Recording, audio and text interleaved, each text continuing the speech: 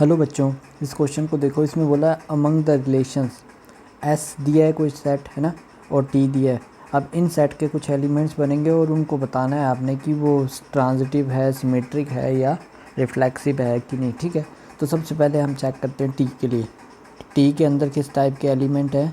Ordered pair A comma B, जहाँ पे ए और बी किसके हैं? रियल नंबर हैं।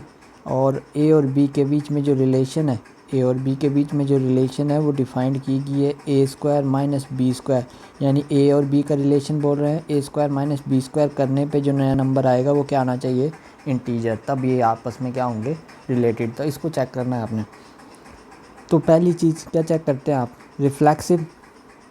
रिफ्लेक्सिव के लिए आपने सेम का सेम के साथ देखना होता है। जैसे आपने ए लिया रियल से, तो चेक करना होता है कि ए का ही रिलेशन ए के साथ है कि नहीं। ए का ही रिलेशन ए के साथ होना चाहिए। तो ए का ए के रिलेशन होने का मतलब ए स्क्वायर माइनस ए स्क्वायर। ठीक है, अब ए स्क्वायर माइनस ए स्क्वायर कितना आएगा? 0। और 0 क्या होता है? इंटीजर ही नहीं होता है। तो यानी कि हर ए के लिए वैलिड है, यानी ये रिफ्लेक्सिव तो है टी। दूसरी होती है प्रॉपर्टी सिमेट्रिक। सिमेट्रिक में क्या करना होता है? आपको गिवन होता है ए जो है वो रिलेटेड है बी के, ये चीज़ गिवन है। इसका मतलब ए स्क्वायर माइनस बी स्क्वायर किसका है? जेड है एलिमेंट। ठीक है, तो आपने प्रूव करना होता है इसका उल्टा कि बी का भी रिलेशन ए के साथ होना चाहिए। यानी कि आपको प्रूव करके लाना है बी स्क्वायर माइनस ए स्क्वायर भी किस में होगा?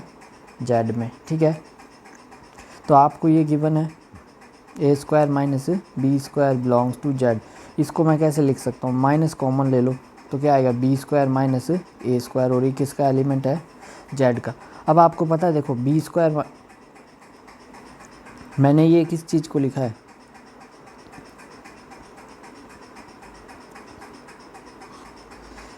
इसको देखना फिर से। आपको दिया है बी स्क्वायर माइनस ए स्क्वायर, ये चीज़ दी है। मैं इसको कैसे लिख सकता हूँ? माइनस कॉमन लेके ए स्क्वायर माइनस बी स्क्वायर। ठीक है, अब ए स्क्वायर माइनस बी स्क्वायर तो किसका एलिमेंट था? जेड का, यानी इंटीजर आया था। तो नेगेटिव करने पर भी क्या आएगा? इंटीजर। यानी कि ये भी किसका होगा एलिमेंट? जेड का। अगर बी स्क्वायर माइनस ए स्क्वायर किस में आ रहा है? जेड में। यानी कि बी किसके रिलेशन में है?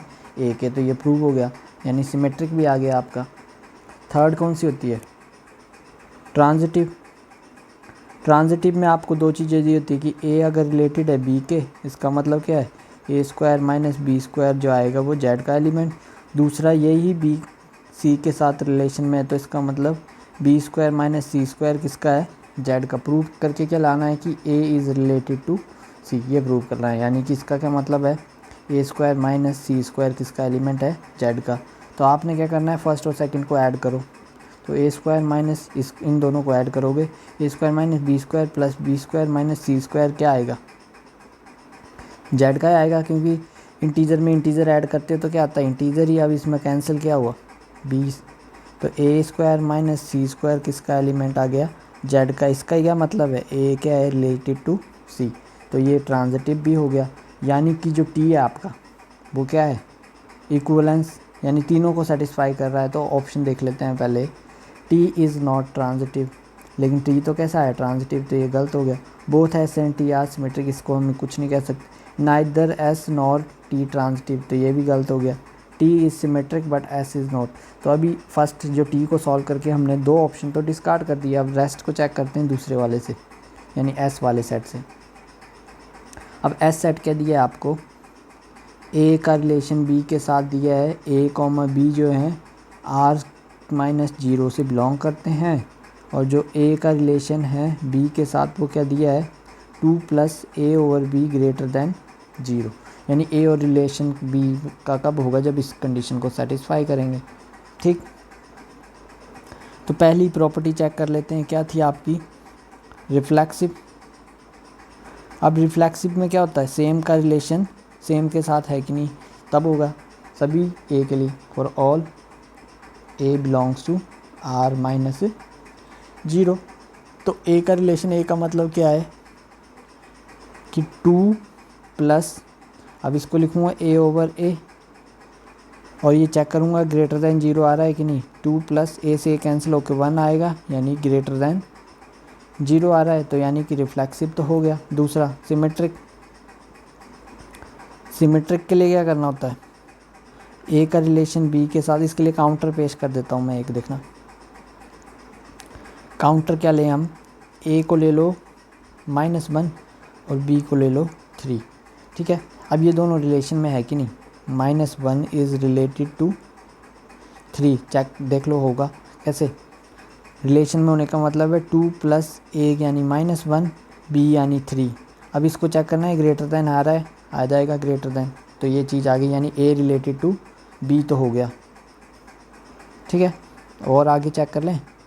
अब इसका उल्टा चेक करना है सिमेट्रिक होने के लिए, यानी कि 3 को रिलेटेड होना चाहिए -1 से, लेकिन ये होगा नहीं, चेक करके देख लो। आपके रिलेशन में होने के लिए कंडीशन थी ये वाली, 2 + a का मतलब 3 रखो और नीचे -1 रखो। अब इसको चेक करो, ये आएगा 2 - 3, अब ये कितना हो जाएगा -1, -1 के 0 से बड़ा होता है, नहीं होता, यानी कि काउंटर ये मिला कि 1 का रिलेशन तो 3 के साथ आ रहा है, लेकिन सिमेट्रिक होने के लिए इसका कन्वर्स उल्टा भी, यानी 3 इज़ रिलेटेड टू आना चाहिए था, लेकिन ये वाली कंडीशन नहीं आई, एक भी काउंटर मिल गया तो हम बोलेंगे ये सिमेट्रिक नहीं है।